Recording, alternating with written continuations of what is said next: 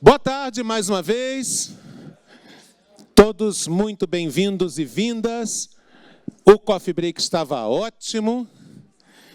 Teve gente que, para não dormir, nem precisou tomar overdose de café, porque o debate está tão bom que nem precisa de café para acordar a gente. O evento está tão bom, tão interessante, que nem precisa dessas coisas. Falando em bom e interessante, existe uma outra lógica de Guerra Fria, né? Quem viveu, como é o meu caso, já sou bem mais velhinho que 92,3% dos presentes aqui, né? Perceberam a estatística? Eu sou mais velho do que 92,3% dos presentes. Quem viveu a Guerra Fria no pós-Segunda Guerra Mundial e até a virada dos anos 80 para 90, sabe muito bem do que estou falando, né? Como diria o poeta Caetano Veloso, vivemos também momentos quentes da Guerra Fria. E hoje a Guerra Fria se dá em outro território. Aliás, a lógica da palavra território foi mudando, inclusive nos conceitos, nas pesquisas acadêmicas nas últimas décadas, justamente porque a lógica território como espaço de terra realmente perdeu muito o sentido de ter apenas este significado. Então, qual é a ideia dessa palestra sobre Guerra Fria 2.0, a geopolítica dos cabos submarinos moldando o futuro? A lógica é a seguinte: no contexto da chamada Guerra Fria 2.0, a geopolítica transcende disputas territoriais para se concentrar de outra forma, para se concentrar em batalhas por infraestrutura estratégica, como os cabos submarinos, que sustentam 95% do tráfego de dados global. Ao abordar o papel desses sistemas na configuração dos blocos de poder globais, exploraremos como a luta por infraestrutura digital está moldando o futuro da web, transformando-a em uma arena de conflito geopolítico e reformulando as dinâmicas sobre os chamados Norte e Sul globais. Essa é a ideia, essa é a proposta. Quando eu falo essa ideia, essa é a proposta, é um truque para o Baixa Visão aqui mudar de página, então preenche enquanto a página está mudando. Sérgio Veloso, gente, que é o nosso convidado, que daqui a pouco eu chamo aqui para o palco. Sérgio Veloso é professor do Instituto de Relações Internacionais da PUC do Rio de Janeiro, lá na Gávea, e é pesquisador do BRICS Policy, e como estamos em ambiente britânico, BRICS Policy Center, um think tank vinculado ao instituto dedicado ao estudo do Sul Global. Portanto, chamo aqui para essa importantíssima palestra Sérgio Veloso.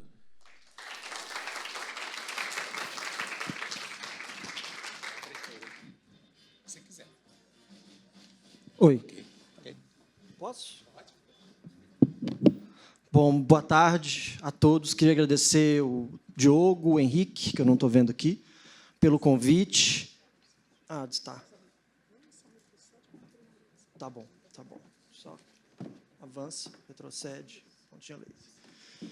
Enfim, dizer que eu sou um cara de RI, mas até muito pouco tempo atrás, a gente, nas relações internacionais, havíamos deixado de falar sobre guerra, né, principalmente trabalhando com a agenda dos BRICS, que é uma agenda que também, até pouco tempo atrás, era uma agenda de cooperação, né, de disputa por novas formas de desenvolvimento, mas, enfim, de um tempo para cá, né, as relações internacionais retornaram aí ao seu habitat natural e a guerra voltou a ser talvez o tema mais discutido, não só por nós das RI, mas por todo mundo. Não é isso? A gente costuma dizer que a gente não está, pelo menos por enquanto, numa terceira guerra mundial, mas é evidente que o mundo está em guerra, no sentido de que cada vez mais a gramática da guerra, a guerra enquanto conceito, ocupa espaço, né, nas nossas análises, ocupa espaço no cotidiano, enfim. Voltamos a viver em guerra. E para uma pessoa como eu, que nasceu nos anos 80, já não sou tão mais novo assim, a própria ideia de guerra remete a uma guerra que parecia que tinha acabado, né? Enfim, a gente não está por uma terceira guerra mundial, portanto, a ideia de uma guerra tradicional não se aplica, né? Então, a gente tem que encontrar novos conceitos. E a ideia de uma guerra fria ou de uma nova Guerra Fria, de uma Guerra Fria 2.0, ela começa a ser repetida cada vez mais, né? Daí a ideia, enfim, de usar esse conceito ou de tentar reaproveitar esse conceito que parecia que tinha morrido para a compreensão das dinâmicas em curso, das dinâmicas da política internacional que, enfim, condiciona aí a nossa vida nesse momento. Então, a Guerra Fria 2.0, a geopolítica dos cabos submarinos moldando o futuro da web. Eu quero começar, eu sei que é meio chato ficar lendo o que está no quadro, mas como né, o ponto de partida dessa apresentação é um conceito que não é, enfim, consensual ainda, eu acho que é importante que a gente inicie tentando entender o que diferencia essa Guerra Fria tradicional, original, lá do século XX, disso que eu estou chamando agora de Guerra Fria 2.0. Né? Enfim, quando a gente pensa na Guerra Fria tradicional, é óbvio que vem à mente, né, um ordenamento bipolar, em que o mundo estava primordialmente dividido entre Estados Unidos, União Soviética, né, e a ideia de que blocos opostos, um bloco ocidental, democrático, né, tentava não entrar em confronto, pelo menos não em confronto quente, com um bloco não democrático e não capitalista, né? Então, a ideia de que o mundo estava partido, cindido em dois. Nessa Guerra Fria 2.0, esse cenário não se repete. Estava conversando com a Fernanda agora ali, a gente vive um contexto em que a gente deve ressignificar os conceitos. O mundo está em transformação muito rápida, né? Isso faz com que a gente tenha que mudar os marcadores que a gente usa para compreender esse mundo, né? Por isso mesmo que eu trouxe a ideia de uma Guerra Fria 2.0. Ela tem elementos de uma Guerra Fria, mas há outros elementos que não condizem com a Guerra Fria original, né? A gente vive hoje numa multipolaridade complexa.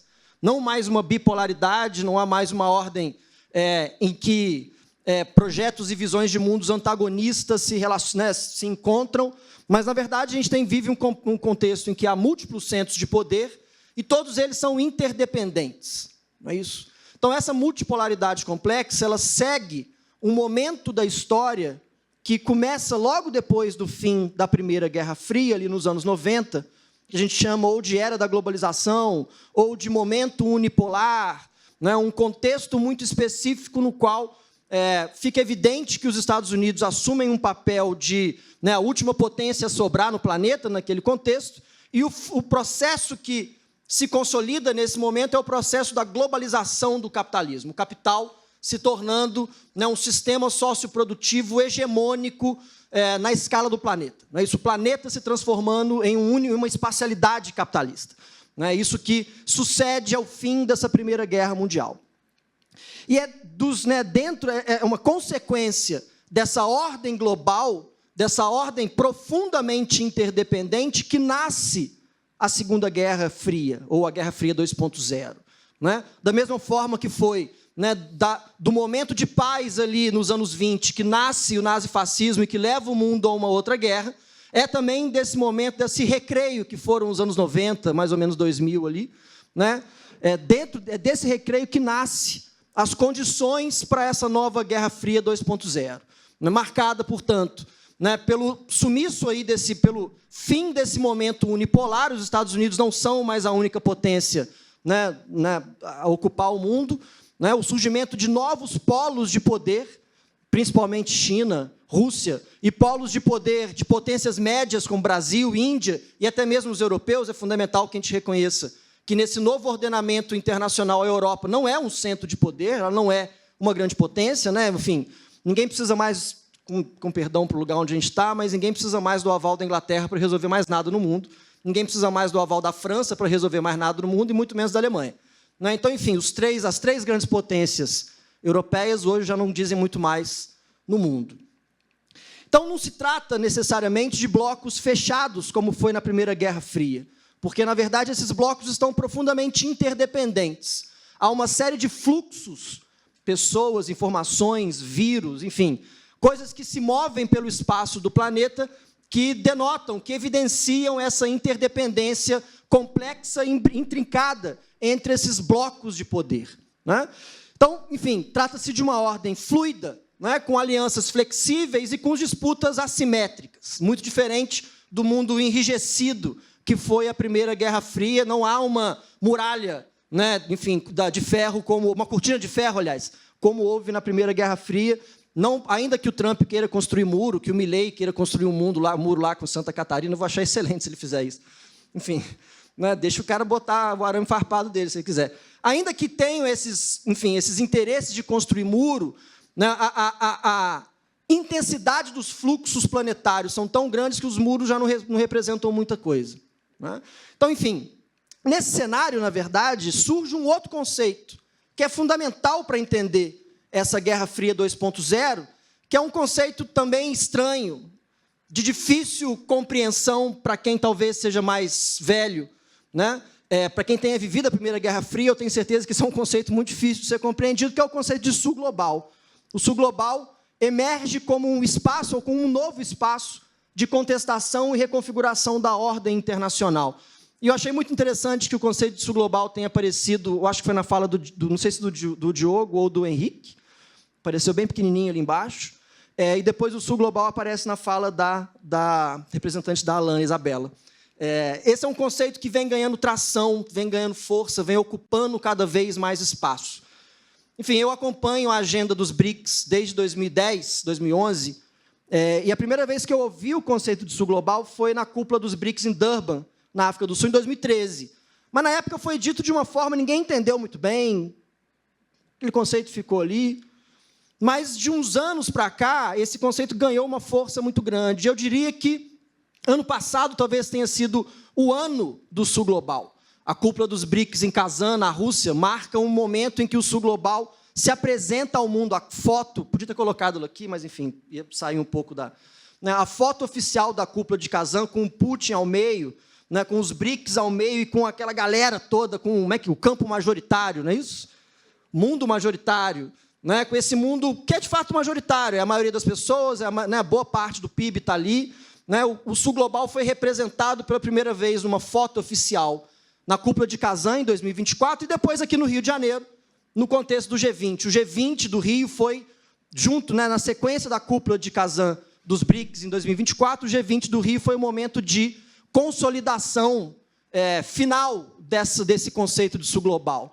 Por mais que não haja uma definição formal, que não haja uma literatura consensual em torno de uma definição de sul global, eu imagino que, de forma difusa, ele já faz um pouco mais de sentido para cada um de nós aqui. E eu imagino que ele vai ganhar cada vez mais sentido. Portanto, se a gente puder dividir o mundo, né, em blocos para compreender essa Guerra Fria 2.0, eu diria que ele se divide num bloco ocidental, que tem os Estados Unidos como a grande potência, e que esse bloco também, agora, depois da eleição do Trump, da forma como o Trump tem se relacionado com a Europa, né, jogou a Europa, né, desovou a Europa, vocês que se virem agora. Então, a própria noção de um bloco ocidental passa por uma crise muito forte. Não se pode mais usar a noção de Ocidente hoje, e aí é uma coisa de meses, né, depois da eleição do Trump, depois que ele toma posse, não se pode mais usar o mesmo conceito de Ocidente da mesma forma que a gente usava há 5 meses atrás, né? Mas, se a gente puder dividir, de certa maneira, e eu vou usar essa divisão aqui até para poder organizar a ideia, eu diria que essa nova Guerra Fria 2.0, essa Guerra Fria 2.0, se divide, de um lado, esse bloco ocidental, que, de novo, está em crise, mas existe ainda, né? Eu acho que o bloco ocidental deixará de existir quando a OTAN não existir mais, né? E eu parto de um pressuposto que o Brasil não faz parte do Ocidente. Nunca fizemos parte do Ocidente. A gente pode até fazer parte de um certo Ocidente histórico, no sentido que estamos aqui, nesse lugar hoje, falando uma língua europeia, fruto de um processo de colonização, muito parecido com o processo de colonização que resultou nos Estados Unidos e no resto das Américas, de modo geral. Mas, de um ponto de vista geopolítico, o Ocidente é a OTAN. O Ocidente é a integração entre o Atlântico Norte, entre Europa e Estados Unidos, para se proteger da Rússia e para manter a Alemanha disciplinada. Não é? Tinha lá o tripé que deu origem à OTAN. Não é? A OTAN existe para keep the Russians out, keep the Americans in and keep the Germans down. Não é isso? Mantém os alemães de joelho, mantém os americanos dentro da Europa para segurar a defesa e mantém os russos longe. Isso está em crise hoje, mas a OTAN, enfim, eu acho que ainda leva um tempo até ela deixar de existir. No momento que ela deixar de existir, eu acho que o conceito de Ocidente se some junto com ela. E, de um outro lado, tem um outro bloco, Também não sei se o conceito bloco é o conceito mais apropriado, né? Enfim, eu vou o tempo inteiro dizer isso, porque, de novo, a gente está num momento de reorientação teórico-conceitual, porque o mundo está se transformando. E os conceitos que a gente tradicionalmente usa para entender o mundo talvez não se apliquem, né, com o mesmo sentido que a gente historicamente vem usando para entender esse mundo. Então, eu vou dividir o mundo em bloco, mas talvez o bloco não seja o melhor conceito para ser usado, né? Mas, de modo geral, dá para dizer que existe um bloco ocidental, de um lado, com os Estados Unidos como sendo a grande potência, e um outro bloco, que é o sul global, como espaço de contestação, esse mundo majoritário, né, que, obviamente, não tem um líder, mas tem um país que é muito mais forte que todos, que é, obviamente, a China, né? Então, essa bipolaridade, essa ordem complexa, multipolar, ao mesmo tempo, de certa forma, bipolar, coloca como os principais, enfim, quem disputa essa nova ordem, Estados Unidos de um lado, China do outro, e o resto da galera fica ali voando, né? O Brasil é o país equilibrista, não é isso? A gente não pode necessariamente se alinhar a um lado ou outro, a gente tem que ficar, né, na corda bamba, assim como a Índia, assim como a Turquia, né? São países que precisam equilibrar e fazer concessões para ambos os lados, mas essa é uma outra conversa. Bom, ainda para entender um pouco essa Guerra Fria, a Guerra Fria 1.0, aliás, marcada aí por uma divisão ideológica, capitalismo, né, socialismo, e que, na verdade, o motor dessa Guerra Fria 1.0 era uma disputa por influência ideológica, por construção de zonas de influência, né? Nós aqui vivemos isso com o golpe de 64, passamos por 20 anos de ditadura, muito por consequência da forma como o governo Jango se relacionava com a China, né? Fomos forçados a nos alinhar ao bloco dos Estados Unidos, e ano que vem, na verdade, a gente vai passar por um momento muito parecido com isso. A eleição do ano que vem vai ser o momento em que a gente vai ter que decidir para que lado a gente vai, né? Eu acho que a eleição do ano que vem vai ter, de certa forma, uma divisão entre o viralatismo, de um lado, que quer se alinhar aos Estados Unidos, dependente de qualquer coisa, e um bloco mais ativo, para usar, né, os conceitos lá do Celso Amorim, que busca ter uma relação mais complexa com o mundo sem se alinhar, enfim, automaticamente com um dos dois lados. Na Guerra Fria 2.0, não há disputa ideológica. Não há mais disputa ideológica. Quando o Xi Jinping, o Trump ou o Biden se encontram, não é o encontro entre o comunismo e o capitalismo.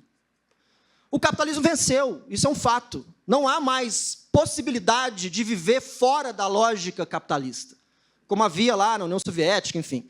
O capitalismo é o grande vencedor do século XX, isso aí eu acho que é inquestionável, né? E o que é mais interessante é que o momento histórico que marca a vitória desse capitalismo como uma força global, né, enfim, no fim do século XX, é quando a China, controlada por um partido comunista, assume um papel central no capitalismo, né? A transferência, não, dá para dizer, o evento formador dessa Guerra Fria 2.0 foi quando o centro produtivo do capitalismo se desloca do Ocidente para a China, para o Oriente.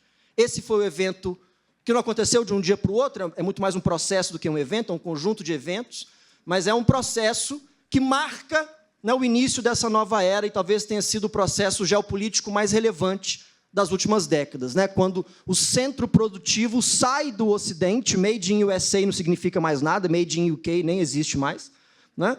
E passa quase que todo para a China, para a Ásia de modo geral, não só para a China, mas para a China como grande, né? E a marca disso talvez seja, eu gosto muito de dizer isso para os meus alunos, o maior emblema disso é atrás dos iPhones, não sei se os mais novos estão escrito isso, estava dizendo, designed by Apple in California, assembled in China. Projetado pela Apple na Califórnia, mas montado na China, né? Então, essa frase ela é representativa desse mundo global que nasce com o fim da Primeira Guerra Mundial e que só termina de nascer quando a China assume, de fato, o seu papel como a grande, não só como a grande fábrica do mundo, mas como o centro produtivo de quase todas as cadeias globais que resultam em todos os bens que nós carregamos com alto valor agregado, com tecnologias de altíssimo valor. A China é o centro do mundo capitalista. E esse centro do mundo capitalista hoje é controlado por um partido comunista chinês, nada mais dialético do que, né, enfim, esse mundo que a gente vive. Por isso, talvez ele seja um pouco complicado de ser compreendido. Você tem um partido comunista chinês que controla o capitalismo mundial, né? Então, enfim, é mais ou menos isso que eu quero dizer com Guerra Fria 2.0, né, para colocar isso numa frase que, de certa maneira, sintetize isso. Na Guerra Fria 2.0, a disputa é pela dominação dentro do sistema capitalista. Dentro de um sistema capitalista globalizado e independente, mas em acelerado processo de fragmentação geopolítica. Se eu fosse escrever essa frase aqui, quer dizer, há 5 anos atrás, eu não escreveria, não usaria o conceito de geopolítica, de Guerra Fria, e também não usaria o conceito de geopolítica. É muito interessante ver como que as coisas mudam, né? Enfim, eu trabalho com RI desde 2010, quando eu era aluno de mestrado ainda. E eu lembro que, em 2012, um professor que a gente teve lá no IRI, no IRI da PUC-Rio, um francês Foucaultiano, pós-estruturalista, essas coisas tudo, ele deu uma palestra para dizer que os conceitos de geopolítica e de guerra eram conceitos obsoletos.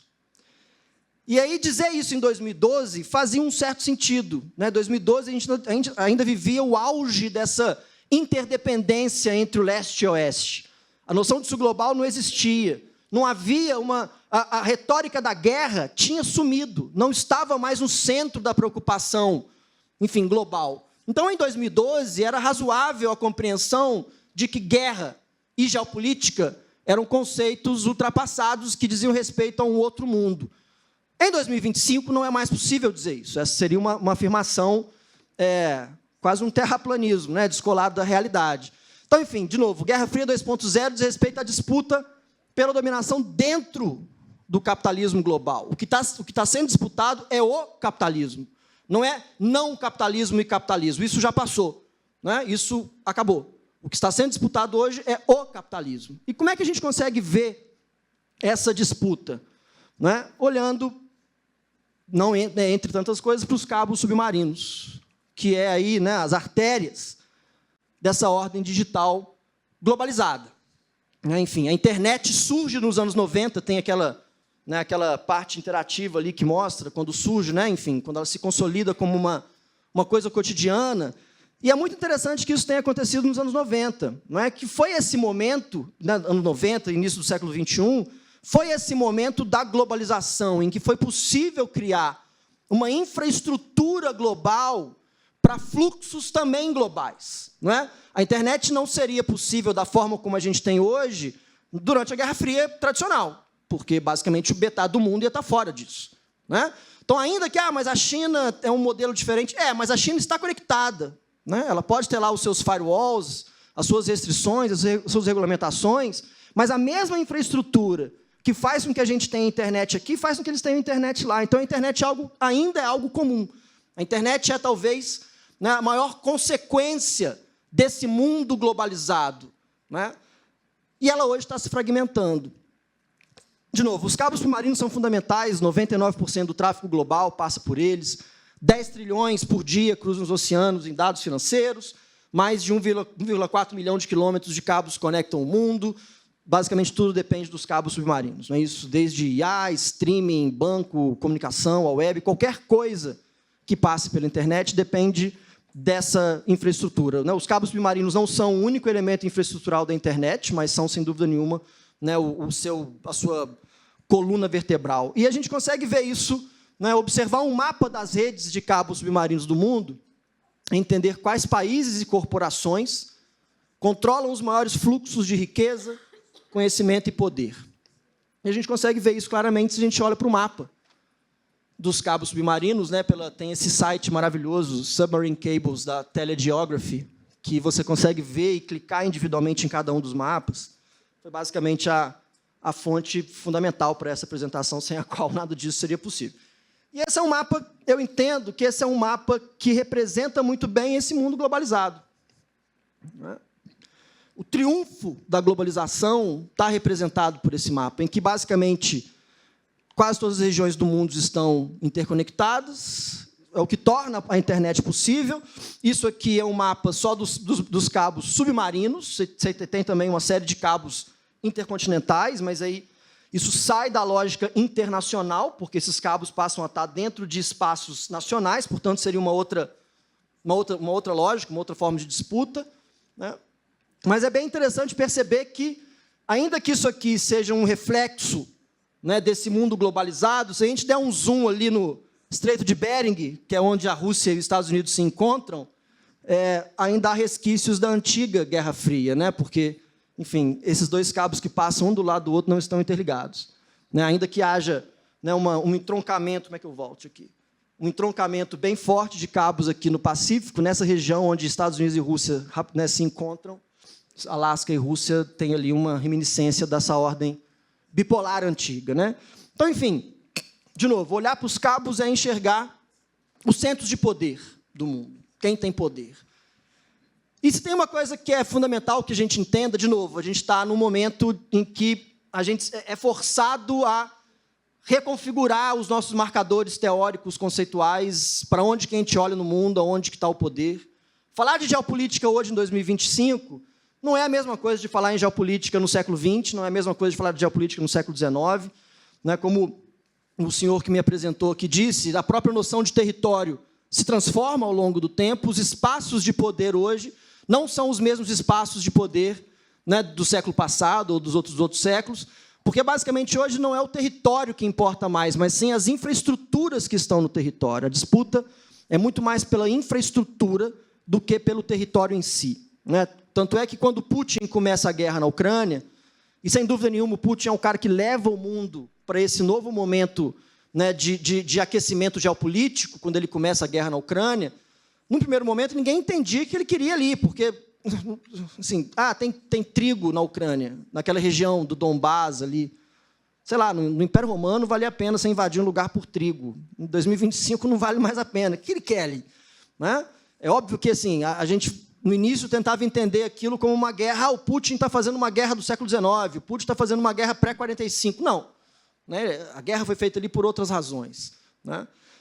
Para entender, portanto, esse novo mundo geopolítico, a gente tem que entender a centralidade das infraestruturas e, além disso, entender que o Estado-nação não é mais o único ator geopolítico. Talvez não seja nem o mais importante deles. Segue sendo um ator fundamental, mas talvez não seja o mais fundamental deles. Né? E isso, enfim, uma discussão que talvez para vocês que não sejam da área de RI não faça tanto sentido, mas... As relações internacionais nasceram como uma área para entender a atuação do Estado. Então, dizer que o Estado não é o único ator é um troço que, para a gente de RI, demanda um esforço teórico conceitual bastante grande. E aí eu quero propor duas formas de enxergar a importância desses cabos submarinos para entender o atual contexto geopolítico e depois chegar na pergunta central, que é a pergunta sobre o futuro da web. Primeiro é olhar para as Big Techs, na arquitetura da internet na Guerra Fria 2.0.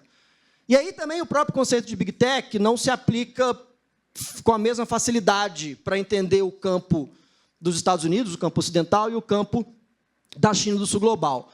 Porque quando a gente olha para os Estados Unidos, a gente vê Google, Meta, Amazon e Microsoft, são as 4 maiores investidoras privadas do mundo em construção de cabos submarinos. Os caras são donos de não sei quantos % dos cabos, investem pesadamente em data center, em nuvem, muitas vezes ocupam o papel dos estados como atores estratégicos. Né? Eu tenho um texto em que eu tentei pensar, porque o Facebook ele tem mais pessoas, a Meta de modo geral, né? Bilhões e bilhões de pessoas dentro das suas redes. Eles têm a capacidade de incidir diretamente, de modo soberano, né, sobre a vida de mais pessoas do que qualquer outro estado no mundo, inclusive China e Índia, que tem 1,5 bilhão de pessoas ali. Então, é fundamental entender a atuação dessas plataformas. Né, essas empresas elas são atores geopolíticos. Elas são atores que agem sobre os nossos territórios corporais, como a Fernanda mostrou. Elas são atores que incidem diretamente na forma como as infâncias são vividas. Mas elas também são atores geopolíticos. Ou seja, esse povo é tão poderoso que eles basicamente ocupam todos os espaços de poder, desempenham todas as formas de poder que existem no mundo hoje. Então, é fundamental que a gente olhe para essa galera. Né? E aí, no caso desse modelo norte-americano, né, do Ocidente, prevalece o capital privado. Tudo ali no curto prazo do acionista. O acionista tem que ganhar hoje. Não é isso? No fim do ano, o bônus tem que vir. Então, essa acumulação, né, enfim, financeira rápida, né, com olho no valor do acionista, é o que prevalece, é o que faz girar a máquina de inovação e a máquina de expansão de poder em todos os sentidos dessas empresas. Por que eles não se preocupam com a maneira como as crianças usam? Porque se eles se preocuparem muito com a maneira como as crianças usam e começarem a criar um monte de guarda-redes, eles vão lucrar menos. É bem óbvio. Não é? Por que eles não se preocupam com a soberania dos nossos corpos? Porque se eles se preocuparem, eles vão lucrar menos. Então, esse caráter imediato, né, esse imediatismo da acumulação norte-americana, que faz andar aquela máquina, né, gera centros de poderes privados poderosíssimos. Do outro lado, a gente tem a China e o sul global, mas, até por questões para poder trabalhar uma comparação, eu foquei nessa apresentação nas empresas chinesas. Óbvio que tem outras empresas, mas, no caso, o recorte que eu resolvi fazer aqui foi olhar mais para a China. E, na China, o conceito de Big Tech não se aplica da mesma forma que se aplica nos Estados Unidos, no Ocidente. Né? Primeiro que lá não existe a noção de uma empresa privada, como nós temos aqui, não existe lá. Isso não quer dizer que não existam empresas privadas, mas lá não há empresa que não esteja, de alguma forma, sob controle do Estado. Né, o Jack Ma, que era o dono do Alibaba, uma espécie de Jeff Bezos chinês, quando ele ficou grande demais, o que a China fez? Prendeu o cara. Quando os caras perceberam que a Tencent, que é a maior empresa de game do mundo, estava começando a fazer um monte de game e ferrar com a juventude na China, que eles fizeram um monte de lei que acabou com o mercado de mobile na China. Os caras são fortes fora da China, mas lá não é tão. Então, os chineses têm, enfim, um controle estatal sobre tudo que acontece lá dentro. A gente pode dizer se é bom, se é ruim. Eu acho que, para nós aqui no Brasil, é um modelo que não pode ser replicado. Mas eles lá são outra história. Os caras têm uma outra cultura, outros hábitos, enfim. Né? Não acho que a comparação seja assim. Lá tudo passa, de uma forma ou de outra, pelo fomento estatal. E a arquitetura da internet é centralizada no Estado. Né? E há uma integração vertical entre essas empresas, como a Huawei, como a Tencent, como a Alibaba, né? É uma arquitetura vertical com as operadoras estatais, como a China Telecom, a China Unicom, né? São operadores que pertencem ao Estado e que operam a internet. É como se a gente ainda vivesse na lógica da Telesp, da Telerge, né? De certa forma, aqui no Brasil, que já se foi há muito tempo. Então, enfim, como que a gente vê isso no mapa e como que a gente percebe essas disputas de poder? Né? Primeiro, vamos olhar para o bloco ocidental. Cada um desses quadradinhos aqui são alguns dos principais cabos que pertencem a essas empresas. Microsoft, Meta, Google, Meta, enfim, né, quase todos aqui. O recorte que eu fiz foi olhando para essas quatro, para as principais Big Techs. Né? Se a gente olhar para o mapa, dá para a gente enxergar que esse aqui é um retrato, um recorte do mundo, né, dessa complexidade dos cabos submarinos dentro do bloco ocidental. E a gente vê, obviamente, um entroncamento bastante considerável aqui no Atlântico Norte. Os caras estão passando cabo de telégrafo aqui desde o século XIX, então não é nada muito novo isso. Um entroncamento também bastante considerável aqui no Pacífico. Eu acho que eu acabei cortando não muito bem, porque, enfim, né, eu devia ter cortado esse print com os Estados Unidos no meio. Né? Acho que faria um pouco mais de sentido. Porque, basicamente, o que a gente vê é que quase todos os cabos, de uma forma ou de outra, estão ligados aos Estados Unidos, porque, enfim, reflete o poder, né, das Big Techs deles. Não necessariamente reflete o poder do Estado norte-americano, esse é um ponto importante, mas reflete o poder do capitalismo norte-americano. Né? E é esse capitalismo que a gente discute que está territorializando os nossos corpos, é esse capitalismo que está dificultando a vida das nossas crianças na internet, é esse capitalismo que se projetou como um capitalismo global, é essa internet que a gente vive. Né? A internet não é e nunca foi, eu lembro desde na graduação, enfim, fiz faculdade há 25 anos atrás, quando a internet estava surgindo, na época que os professores viravam para a gente e falavam, não pode usar o Google, imagina. É que nem eu falar para o aluno, não usa o chat GPT. Imagina, claro que vai usar. Né? Mas há 25 anos atrás era razoável o professor falar, não pode usar o Google, não pode usar, não era nem Google, né? Era KD, não pode usar a Wikipédia. Né? Enfim, naquela época já se falava que a internet seria uma espécie de ágora. Nunca foi. A internet nunca foi uma ágora. Ela nasce como um espaço comercial e ela só se concretizou como um espaço comercial. Né? A internet passou por um ajuste espacial capitalista, se consolidando cada vez mais como um espaço do capitalismo. Sempre foi um shopping. Só que a gente viu esse shopping ser construído. Lá nos anos 90, ele era uma galeria. Hoje ele virou esse shoppingzão. Né? Mas sempre foi um espaço de acumulação. Nunca foi uma ágora, nunca foi um espaço de sociabilização pela sociabilização. Tudo ali, de alguma forma, sempre teve alguma razão de acumulação. Né? E, enfim, é essa internet infraestrutural, é por essa internet infraestrutural que essa galera projeta o seu poder. Se a gente olhar, então, o outro lado, você tem uma série, né, as principais empresas chinesas, a Hengtong, a HMN Tech, a gente vai falar um pouquinho mais dessa HMN Tech mais na frente, China Telecom, né, aqui também a Telebrás, nesse cabo. Depois eu descobri que a Telebrás sai desse consórcio, que é um cabo que liga Brasil a Portugal direto, sem passar pelos Estados Unidos. Hoje ele é controlado por essa empresa, Isla Link, que eu não entendi muito bem de onde que ela é. Eu tive a impressão que ela é uma empresa irlandesa, mas, enfim. Eu botei aí porque é um cabo que, no início, contou com o investimento da Telebrás. E, se a gente for, então, olhar, esse é o mundo do sul global representado por meios dos cabos submarinos. E aí, aqui eu acho que eu fiz o recorte bem, porque os Estados Unidos nem aparecem na história. Não tem um cabo que ligue aos Estados Unidos. É óbvio que esses cabos todos, porque eles são todos interdependentes, não é? Um dado que sai por aqui, ele pode acabar indo num cabo desse e chegar aqui. Né? Eles são todos interdependentes. Mas, ainda assim, você tem um esforço de cabeamento, um esforço de construção de uma base infraestrutural que não passa necessariamente por esse centro de poder tradicional que a gente chama de Ocidente. Né? Então, isso aqui seria uma tentativa minha de representar o sul global a partir dos cabos submarinos, e aí dá para perceber que essa região do mundo, por incrível que pareça, muito mais do que aqui, ou do outro lado dos Estados Unidos, né, o Mar da China é uma região que concentra a maior quantidade de cabos submarinos do mundo. Uma outra forma de enxergar esse mesmo universo é olhando para aquilo que eu chamei das TSMCs dos mares. Né? TSMC é uma empresa chamada Taiwan Semiconductor Manufacturing Company, que é basicamente a empresa que faz uma única empresa, que tem 4 fábricas em Taiwan, na ilha de Taiwan. Por isso que Taiwan é tão importante. Taiwan não importa, o que importa é essa empresa.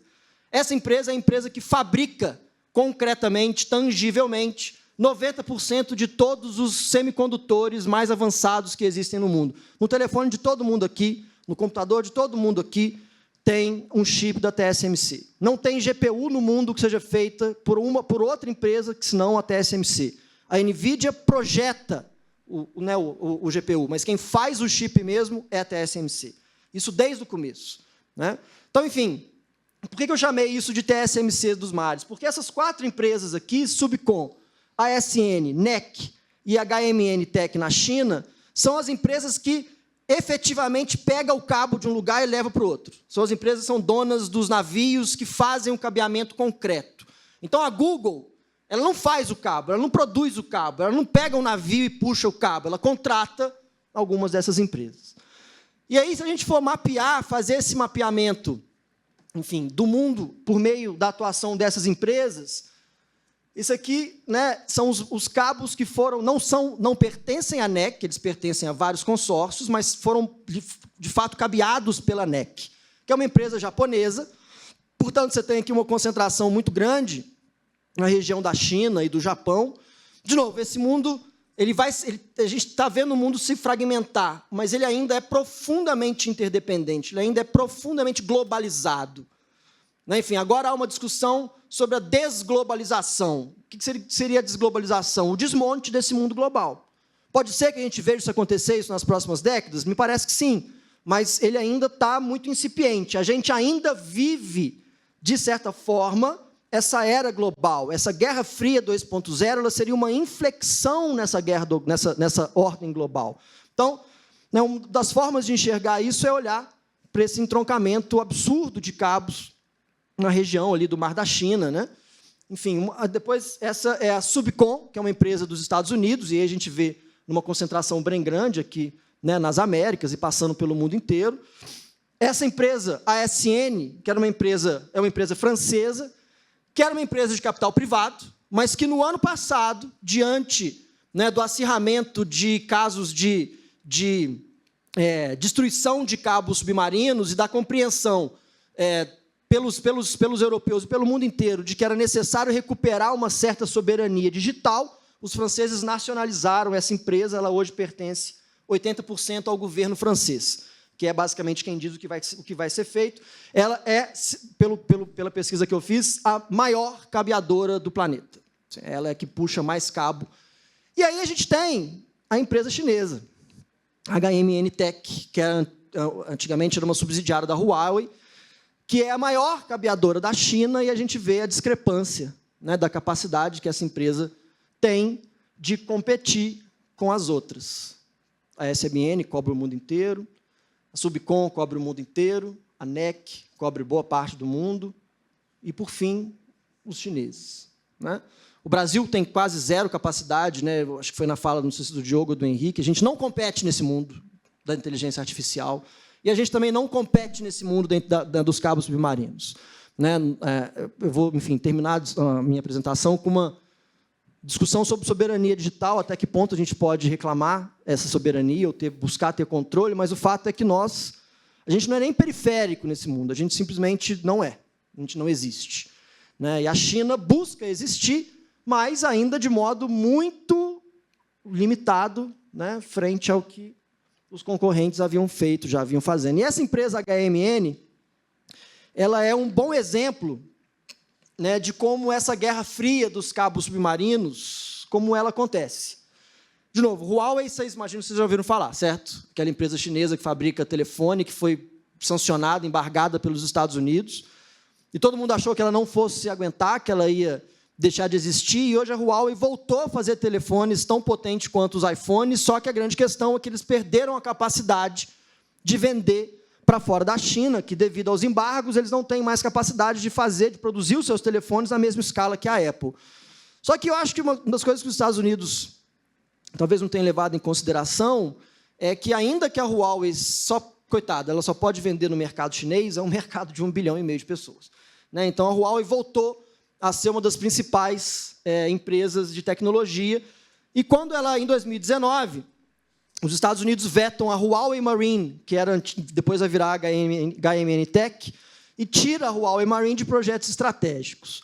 Em 2020, há uma reestruturação e renomeação, né, e para contornar as sanções, a Huawei vende a HMN Tech para a empresa Hengtong, e aí nasce essa nova empresa cabeadora. Em 2021, né, de novo, uma nova rodada de sanções. Os Estados Unidos colocam a HMN Tech na Entity List, que é uma lista de empresas que representam risco à segurança nacional, e que estão à soberania nacional, aliás, segurança nacional, e que, portanto, não pode fazer negócio com nenhuma empresa que faça negócio com os Estados Unidos.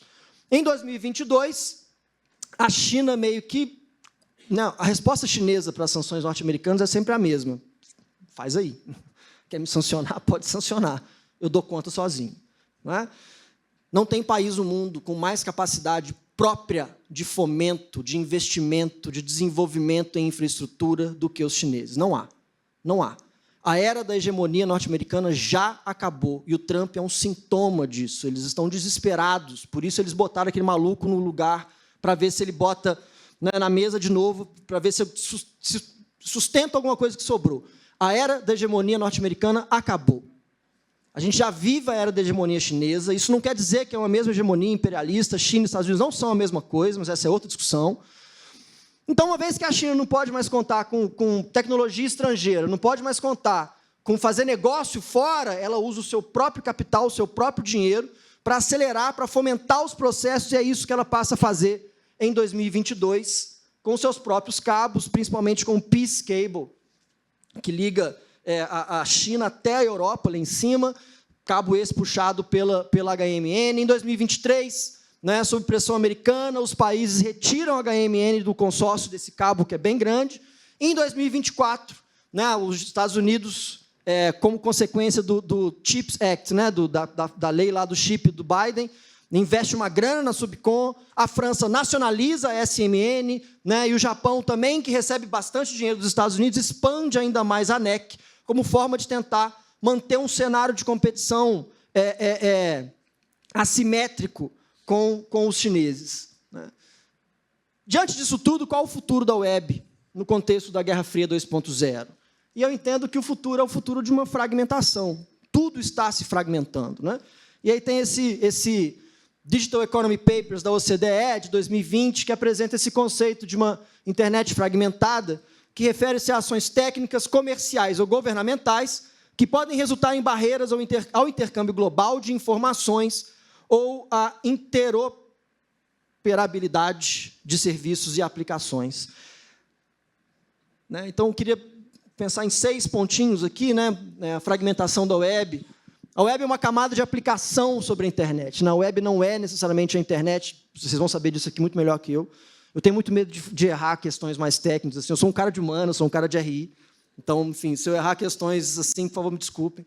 Né? Mas eu aprendi com um professor da informática da PUC que a web não é a internet, que a web é uma camada de aplicação sobre a internet. Então, eu resolvi escrever dessa forma. Muito obrigado. Quando eu comecei a estudar isso, eu sentei com esse cara, que é meu xará, chama Sérgio, também falei, cara, me explica, o que é algoritmo? O que é isso? Ele falou, primeira vez que alguém senta e pede para explicar esses conceitos básicos. Pô, eu quero falar disso, pelo menos uma noção, tem que saber. Então, enfim, a web, como camada de aplicação sobre a internet, sofre impactos dessa fragmentação. Né? Ambientes digitais distintos, com regras, firewalls e censuras específicas, a ideia de que muitas intranets podem começar a nascer, né? Internets fechadas em si. Né? Isso quebra o ideal de uma internet universal e acessível globalmente. É isso que está em jogo, é isso que está ameaçado para o futuro. Né? Essa web, que inclusive está no slogan, né, desse... Eu acho que é. Né? Está escrito, né, para uma internet, para uma web acessível, em algum lugar que estava escrito, né? Para uma web acessível, ali. Isso é o que está em jogo. Essa web está ameaçada. Né?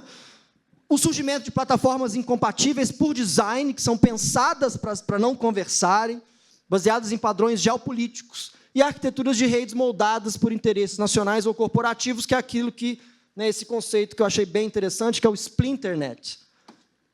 A emergência da Splinternet reflete uma mudança fundamental em relação ao ideal de uma web unificada e aberta, rumo a um cenário digital fragmentado, no qual blocos de poder estabelecem suas próprias regras, constroem infraestruturas separadas e restringem a interoperabilidade. Vou correr um pouquinho aqui para a gente ter mais tempo para discutir. Eu queria, né, fazer essa provocação e dizer que, diante disso tudo, o futuro da web será geopolítico ou não será. Não tem como a gente... Na verdade, o futuro de tudo será geopolítico. Né? Acho que essa é a grande questão que está sendo imposta por nós. Não é o meu desejo, acho que não é o desejo de ninguém aqui, mas a geopolítica voltou, a guerra está de volta. Eu vejo com muita clareza uma guerra maior no futuro, não estou dizendo que é amanhã ou depois, mas cada vez mais as pessoas estão levando isso em consideração. E pensar o futuro da web de uma lógica geopolítica, a infraestrutura da internet definirá as relações de poder cada vez mais. Né? Quem vai ganhar essa disputa? China ou os Estados Unidos? Não é petróleo. É quem controla melhor as tecnologias que dependem da internet. Quem controla mais? É o DeepSeek? Qual é o melhor modelo? Qual é o modelo aberto do DeepSeek? É o modelo fechado do ChatGPT? Né? Quem vai chegar na AGI antes do outro? Né? Essas disputas todas, é óbvio que elas dependem de petróleo, dependem de tudo, mas é uma disputa que tem a base infraestrutural da internet como seu centro fundamental. Por isso que soberania digital é inseparável de soberania política. Essa é a grande questão. E o Sul Global precisa disputar a governança da rede. Ainda que a gente não tenha condição de disputar os modelos de inteligência artificial, ainda que a gente não tenha condição de cabear o mundo, de criar cabos, né, enfim, que sirvam aos nossos interesses, né, eu acho que a grande questão, quando se pensa em Sul Global, é isso. Assim. Antigamente, as pessoas usavam esse conceito que me envergonha, que é a ideia de terceiro mundo. Isso me deixa muito... Fico puto com isso. Terceiro mundo? Não sou. Né? Porque terceiro mundo é um troço pequeno, é um troço que diminui a gente. Sul Global, não. Né? Sul Global dá a gente a chance de dizer, olha, o mundo está aí, eu vou disputar isso. Eu não tenho a mesma quantidade de dentes que você tem, eu não tenho bomba atômica, eu não tenho o mesmo poder que você tem, mas eu vou disputar. É isso que o Sul Global, de certa maneira, está dizendo.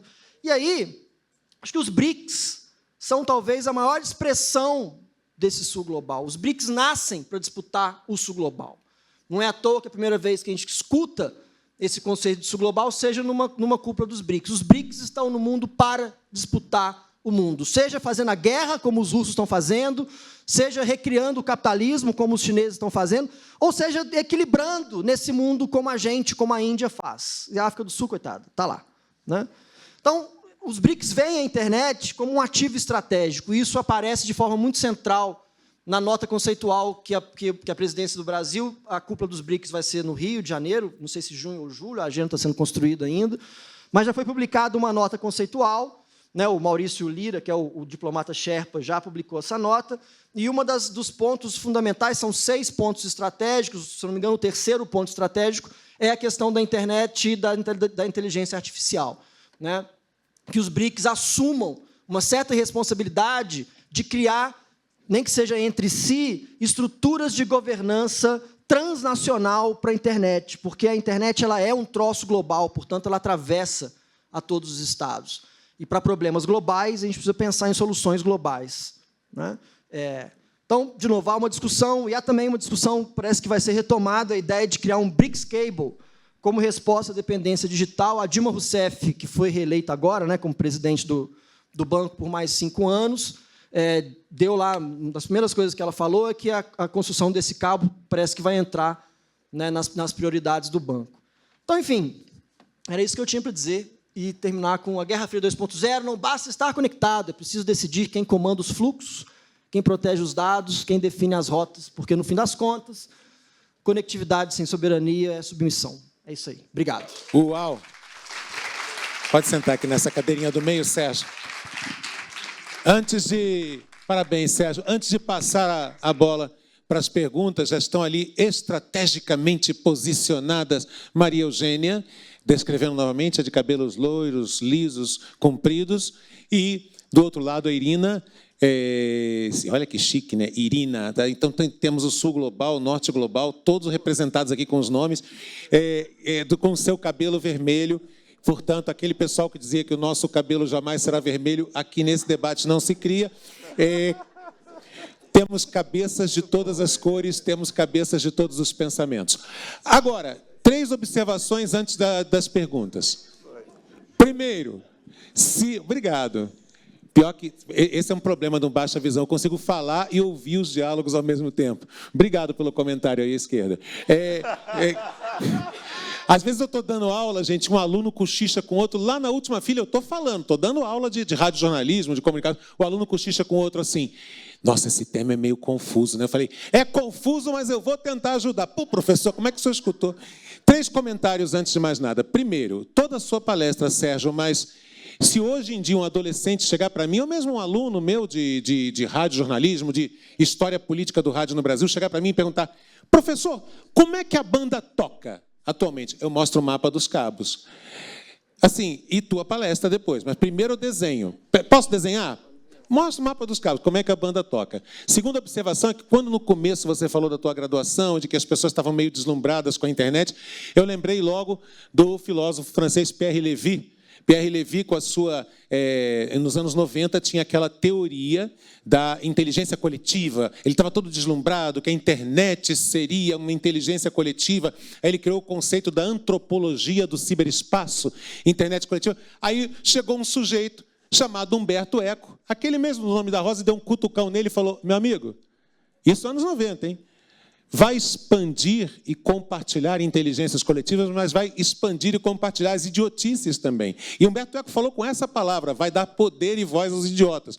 Nessa polêmica do Humberto Eco com Pierre Lévy, parece que algumas coisas estão dando sinais de que, em parte, o Pierre Lévy tinha razão, tem também compartilhamento, mas que, em parte, Humberto Eco também tinha muito razão. A idiotice também ganhou muito protagonismo. E o terceiro comentário é, a história é um processo e temos que aprender com ela. Esse, inclusive, vai ser tema daqui a pouquinho do nosso painel.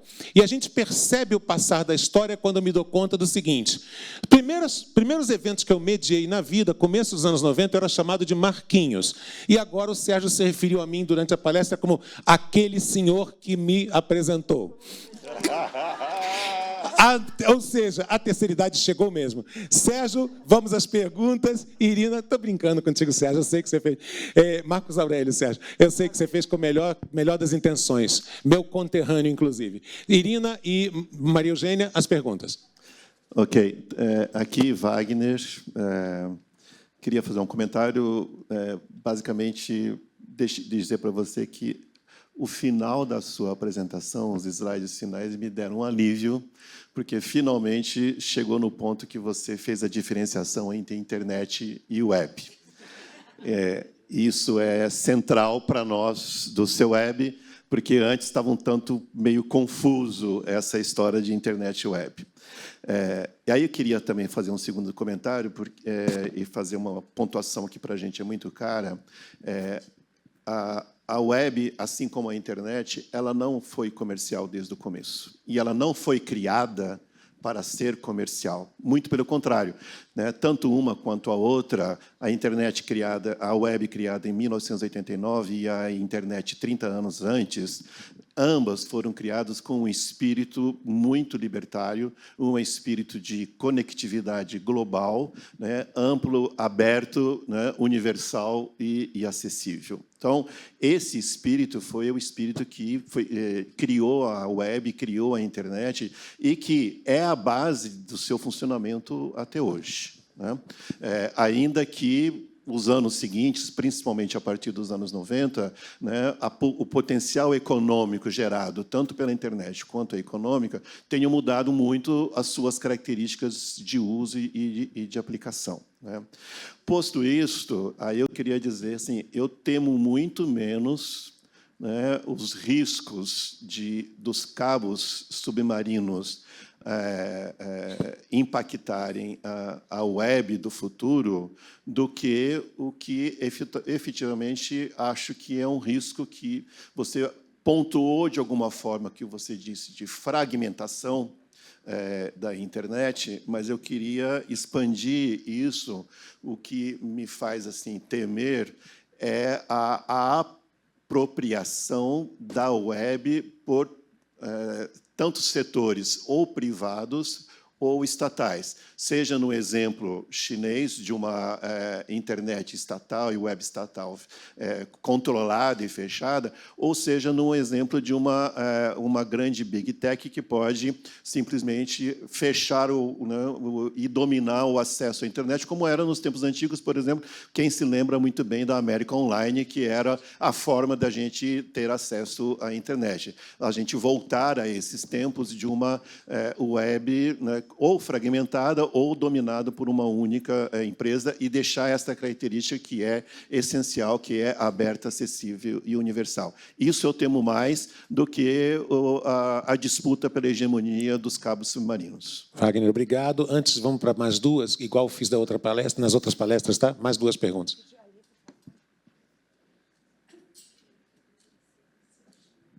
Boa tarde.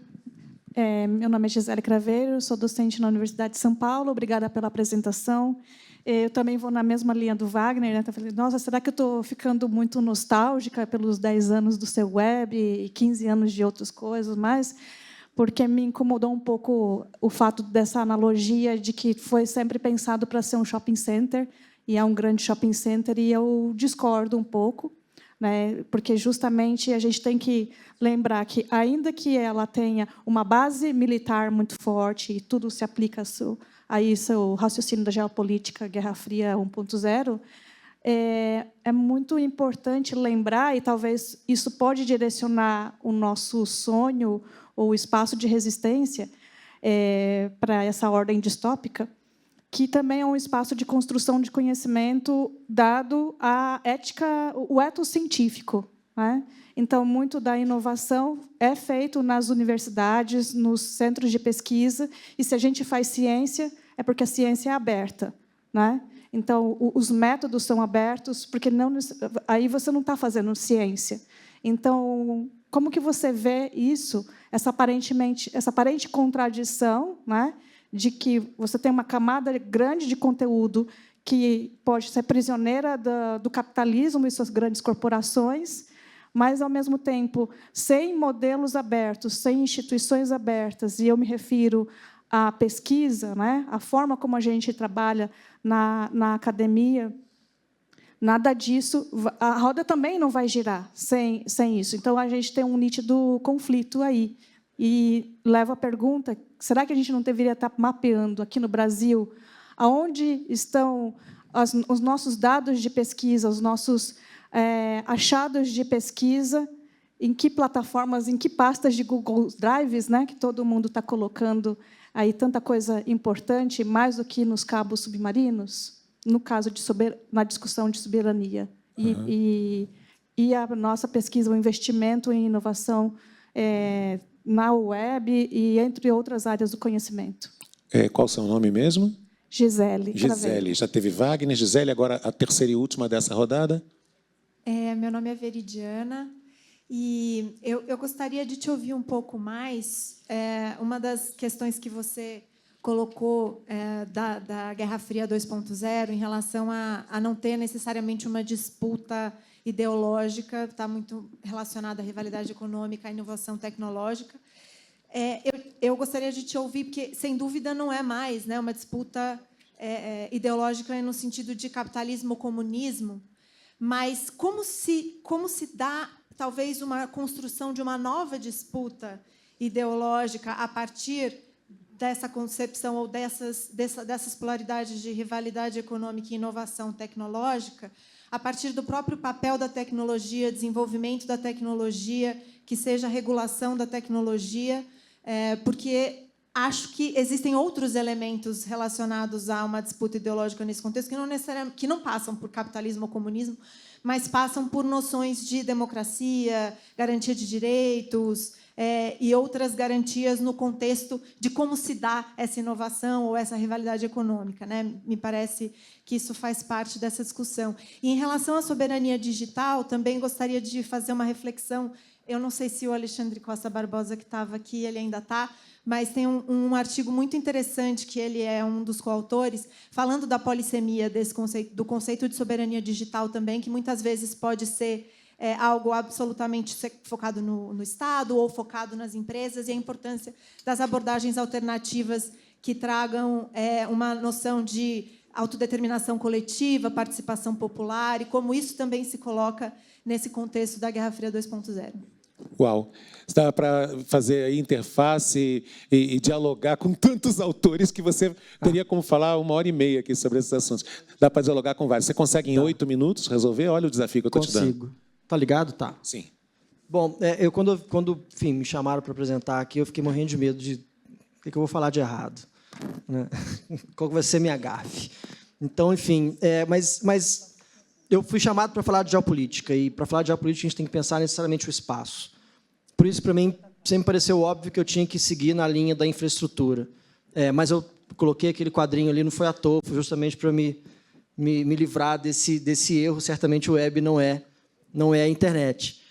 Mas eu acho que as coisas estão todas... Eu acho que assim, tem um tema que apareceu nas 3 falas da soberania digital, das disputas ideológicas, do papel da ciência, ou até mesmo em que dimensão que está essa disputa geopolítica, essa disputa hegemônica, que é a questão da regulação pública. O que é buscar soberania digital nesse contexto atual? Enfim, soberania, quando a gente de RI pensa em soberania, a gente necessariamente está pensando na forma como o Estado se coloca. E, querendo ou não, o Estado ainda no mundo moderno. É óbvio que o Estado pode ser um monte de coisa, ele pode assumir várias feições, é um troço muito plástico. Mas o Estado ainda é a forma em que o público pode se fazer enquanto centro de poder, né? E pensar a maneira como... Assim, o que seria... certamente, para que houvesse um quadro de governança soberana digital da internet como um todo, a gente precisaria criar algum mecanismo internacional, mecanismo global, uma vez que a internet é um troço global e a web também. E isso, se era impossível há uma década e meia atrás, hoje, então, é menos possível ainda, porque se tem uma coisa que está se desfazendo visivelmente a cada dia mais, é o sistema multilateral de instituições internacionais. Elas não funcionam. Não funcionam. O Conselho de Segurança da ONU não é capaz de resolver nada, a OMS não foi capaz de dar conta da Covid. Então, enfim, o mundo internacional, enquanto essa dimensão com a qual a gente pode contar para pensar formas de governança, ele não existe mais, se é que já existiu em algum momento. Então, pensar a soberania digital certamente faz com que o Estado tenha que se colocar. Eu acho que esse alerta está crescendo no mundo inteiro.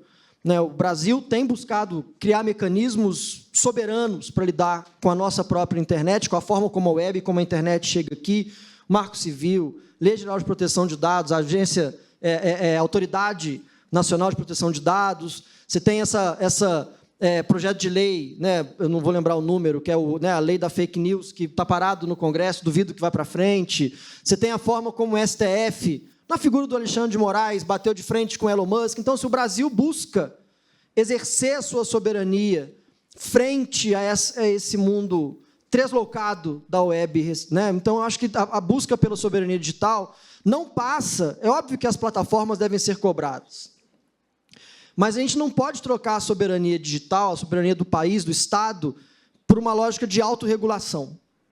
Porque é essa lógica que importa, que é as empresas. Elas querem se autorregular a si próprias.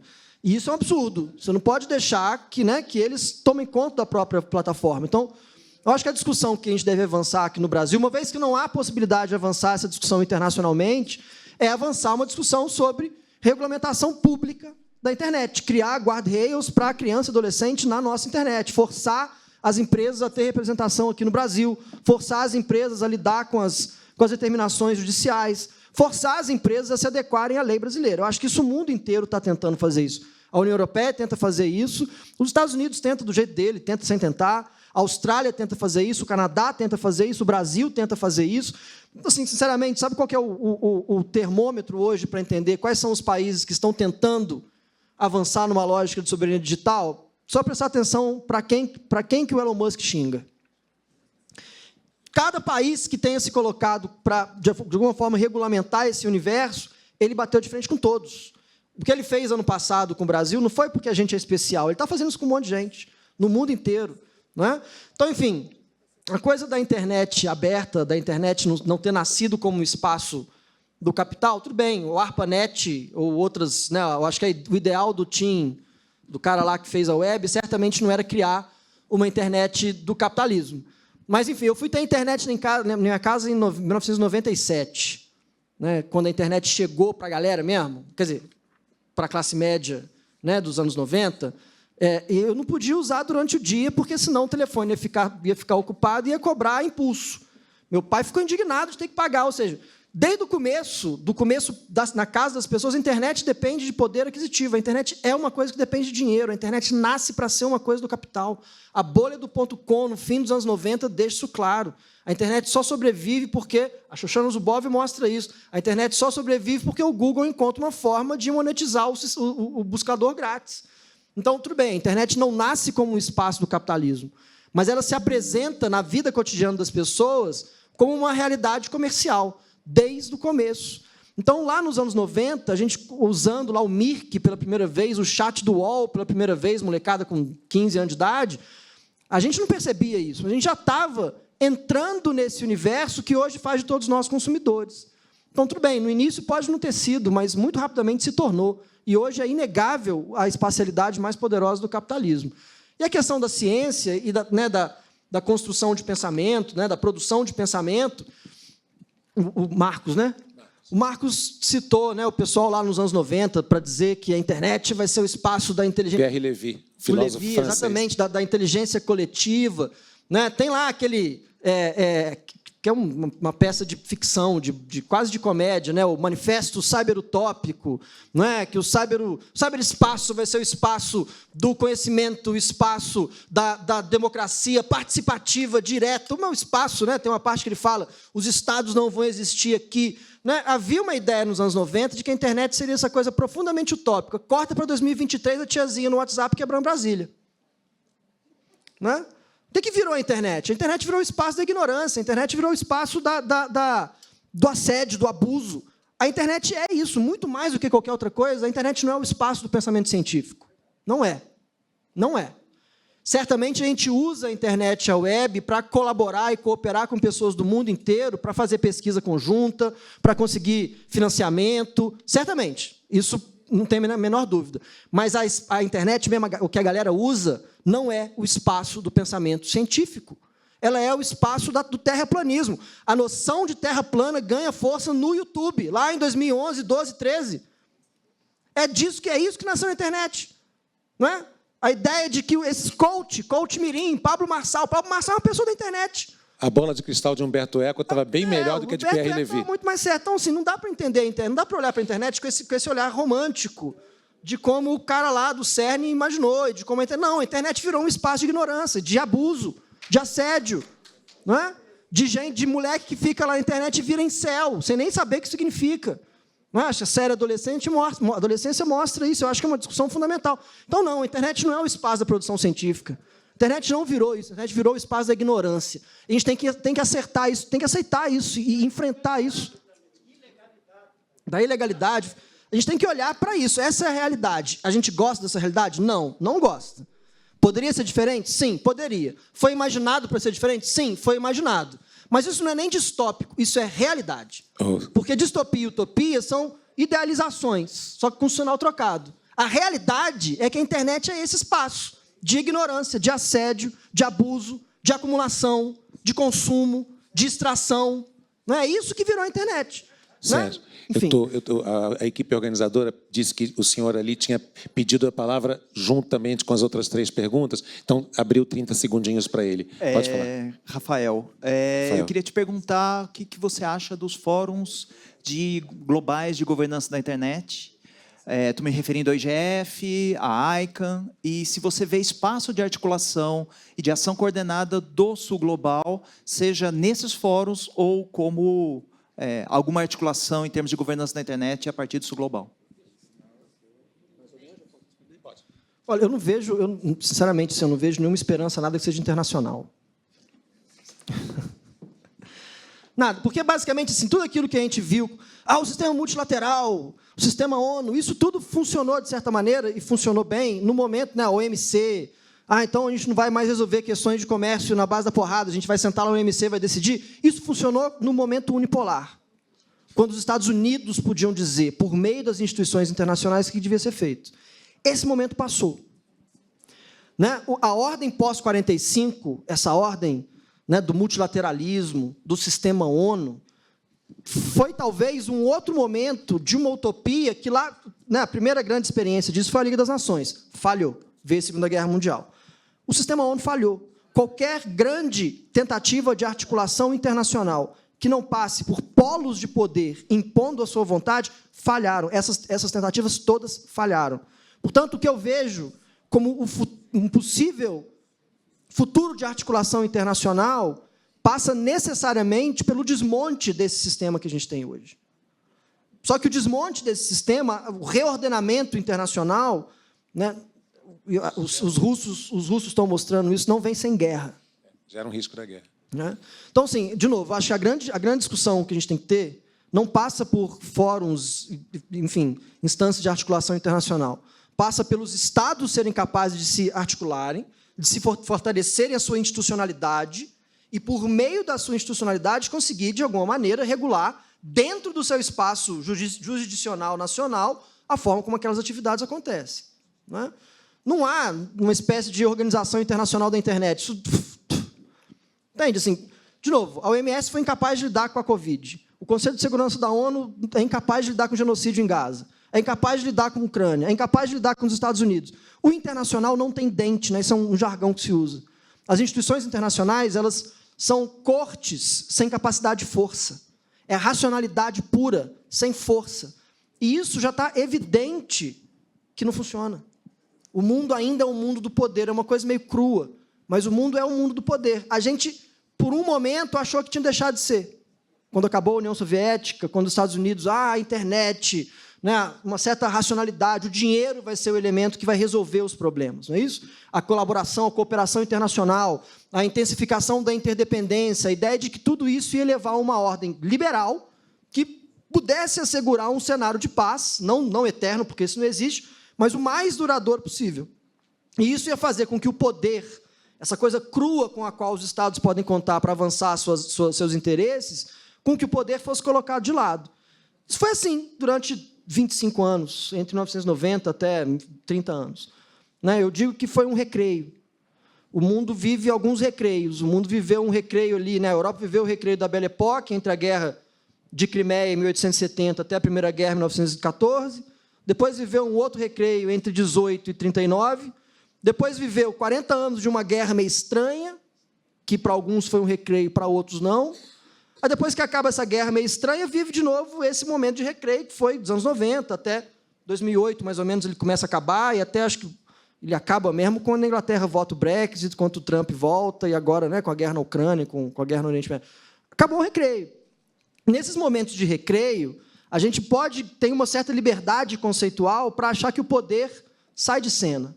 Entre 18 e 39, a ideia da Liga das Nações era a institucionalidade internacional vai ser capaz de resolver todos os conflitos. Então, vamos botar as nossas cartas nessa nova moldura institucional que é a Liga das Nações. Deu errado. O Hitler veio e falou assim, não, estou fazendo fusquinha, estou fazendo tanque, eu vou te dominar. Né? Depois, nos anos 90, acabou a Guerra Fria. Vamos botar de novo as nossas cartas nas instituições. Então, a gente cria novas instituições, cria novos tratados, né, tratados como TRIPS, para propriedade intelectual, industrial, aliás, né, a OMC, ou seja, é um momento em que a gente há uma certa aposta numa capacidade racional de resolver as questões sem ser na base da porrada. Sérgio. Né? Acabou. O poder está de volta. A palestra sua e acabou. também. Muito obrigado. Sérgio, muito obrigado.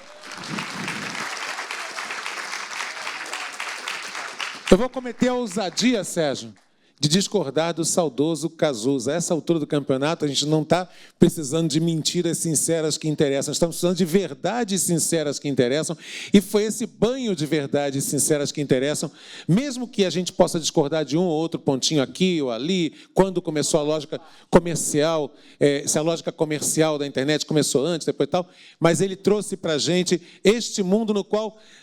Você falou uma palavrinha, uma frase mágica, no qual a defesa da institucionalidade é o nosso escudo, porque a quem só está preocupado com o seu domínio do seu país, da sua empresa, do seu interesse pessoal, não interessa a institucionalidade, não interessam as regras institucionais. Brilhante, Sérgio, parabéns. É isso, gente, mas não acabou. Palmas para o Sérgio.